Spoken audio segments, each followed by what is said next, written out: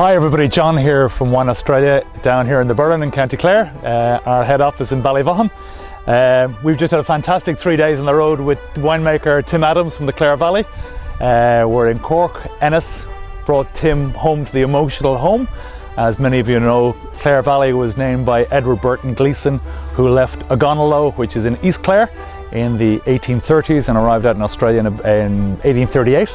And arrived up into the Clare Valley and named it after his home county, which is where we are based now. So it was fantastic to have Tim on the road with us, bringing the stories of the Clare Valley and his neighbours and his own wines to a fantastic audience down in Cork, in Ennis, and last night in Galway as well.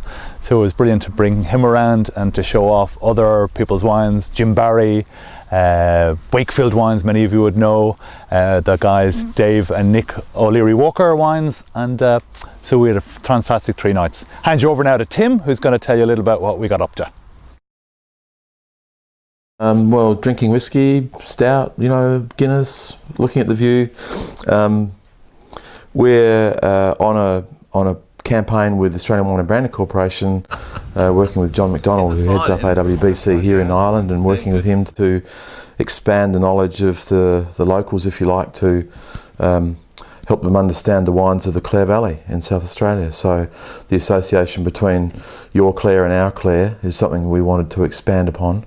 And John often finds himself working just in the environs of the capital cities, the big towns, and we thought this time we'd take it to the country. It goes way back to Edward Burton Gleeson, who left Ireland in 1838 and travelled via India, in fact, and won a massive Calcutta, a huge amount of money, but I've never seen exactly how much. It was just been reported as a huge amount of money. Came to South Australia and then set off to explore the mid-north of South Australia, and came across the beautiful rolling hills of our Clare Valley and decided to call it Clareville, Clare Village, right at the beginning. He called it Inchiquin, which is of course a name that reminded him of home. And eventually Clareville or Clare Village became shortened to Clare. He then laid out the map of the town, the town plan, and later on he apparently became a magistrate, and he ruled the town, apparently with a bit of an iron fist. Yeah. Yeah, well, the district really is, it's named the Clare Valley. It's a pretty poor name though. Look, it's not really a distinct valley. It's a series of 4 ridges and associated gullies that come with that. If you look at it topographically, then the highest points are around Seven Hill Penwortham, and those high hills and the rolling slopes.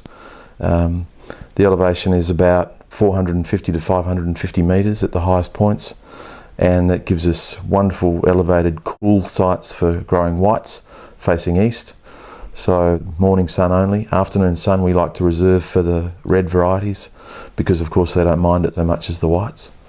And we can pick and choose between soil types, elevation, rainfall, that gives us a huge variety of sites that we can plant, and makes our district extremely diverse. We have the ability to grow everything from delicate Riesling through to full-bodied Shiraz, which very rare in Australia. Very rare on a world scene. You don't see delicate Riesling and full-bodied Shiraz coming out of Mosel or the Rhine. You don't see good Riesling coming out of the Rhone. There are white varieties grown there, but they're very full-bodied and texturally rich wines.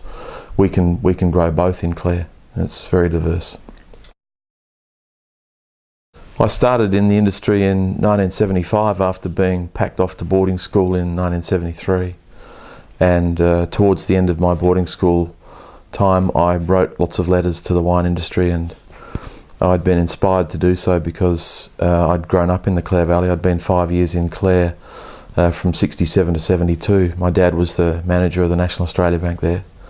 There's no family history of wine. In fact, my grandmother, who passed away very recently at 103, claims to have never consumed wine in her life, and vehemently sort of objected to any family involvement in alcohol. So she was pretty staunch, but we carried on nevertheless.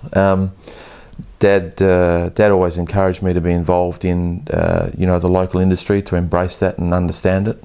And I remember doing school projects, in my primary school and early high school about the wine industry. So I was always interested in it a bit. But when I got to the end of matric, I wrote, without any thoughts about what anything else I wanted to do. I knew I wanted to live in the country, and that's really all I knew.